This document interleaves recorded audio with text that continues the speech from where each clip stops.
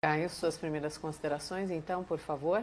Bom, sou prefeito de registro, né? Vamos começar aí pelo óbvio, né? Ninguém deve ser condescendente com abuso de autoridade, especialmente quando há emprego de força excessiva ou prática de corrupção. Qualquer ilícito cometido por agentes do Estado deveria ser apurado e punido, né? Com rigor e celeridade exemplares. Eu acho que isso é ponto pacífico aqui no debate. Mas a pergunta desse programa ela é muito capciosa, né? Que é o seguinte: a polícia é muito violenta? Bom, é muita desonestidade intelectual responder essa pergunta fora do contexto da realidade brasileira, porque aqui a violência é generalizada e os perigos a que são expostas as forças policiais extrapolam todos os limites razoáveis. Em outras palavras, ser policial no Brasil é praticamente ser um super-humano. Quem você conhece que aceitaria subir um morro dominado por um poder paralelo que tiraniza e explora a população local? Quem que você conhece que se dispõe a encarar criminosos portando arma militar com pistola que chega a disparar sozinha? Quem você conhece que aceita deixar a família, deixar os filhos assustados em casa por 3 salários mínimos ao mês? Né?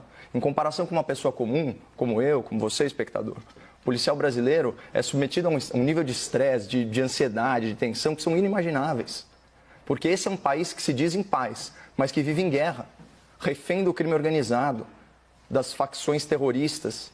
E isso foi potencializado aí por 3 fatores, né? Então, em primeiro lugar, desarmamento civil, mudanças na lei penal e depois sucateamento da polícia. Resumindo, nas últimas décadas, os governos da esquerda desarmaram a população civil e deixaram o cidadão de bem à mercê dos bandidos sem direito à legítima defesa.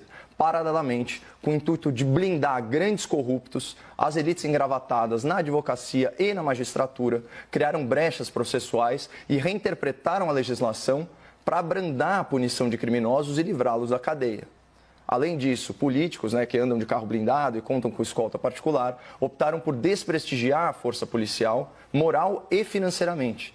O que vocês acham que aconteceu? Segundo o mapa da violência, 51 mil homicídios em 2003, foi o primeiro ano do governo Lula. Em 2016, o último ano do governo Dilma, esse número superou 7 mortes por hora. Saltou para 61.600 mortes. São 10.500 assassinatos a mais por ano, segundo o Fórum Brasileiro de Segurança Pública. Isso é o Brasil com a esquerda no poder. Governos tolerantes com o crime, né? E são tolerantes porque eles próprios, muitos deles, já pegaram em armas ou já assaltaram cofres privados e públicos para financiarem as suas causas ou as suas casas, né? Também sítio, triplex e por aí vai. Bom, o número de homicídios agora, em 2009, então, primeiro ano do atual governo, despencou para 41.600 mortes. Então, é isso mesmo, 20 mil assassinatos a menos que no último ano do PT no poder. Então, o que mudou tão drasticamente?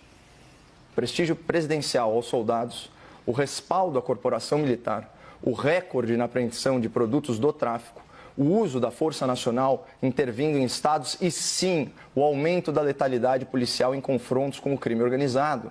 Alguém tem dúvida que isso fez reduzir a criminalidade violenta? Mas solucionar esse caos na segurança pública, gestado pela esquerda brasileira, não é um desafio para uma eleição, é um desafio para uma geração. Enquanto isso, né, o cotidiano de milhares e milhares e milhares de policiais é o mesmo. Eles continuam submetidos aí a condições desumanas de trabalho, correndo riscos incalculáveis e recebendo em troca um salário bem modesto. E bem injusto, para falar a verdade. Assim como é injusta a cobertura parcial que a imprensa militante faz do trabalho da polícia. A mídia enviesada trata a exceção pela regra, né? Como eu posso generalizar que a polícia é violenta se apenas uma ínfima minoria se comporta assim? Se eu vier aqui falar que o Congresso de ontem era comprado ou que o STF de hoje é um tribunal autoritário, na hora eu vou ser acusado de generalização, né? Só que reparem que o percentual de políticos corruptos no Congresso ou de ministros arbitrários no STF é muito, mas muito maior que o percentual de policiais que cometeram algum tipo de violência com a população de bem. Então, para fechar, vamos voltar à pergunta do debate. A polícia no Brasil é muito violenta? Bom, entre civis e militares, o Brasil tem mais de 500 mil de policiais. Eu me recuso a rotular uma classe de heróis com base em indivíduos corrompidos. Se a ideia for essa, seria interessante a gente debater no futuro outras categorias profissionais, com base aí também em questionamentos generalizantes. Por exemplo, os políticos no Brasil são muito bandidos? O STF é muito autoritário? Ou quem sabe, o jornalismo brasileiro é muito enviesado? Fica aí como sugestão.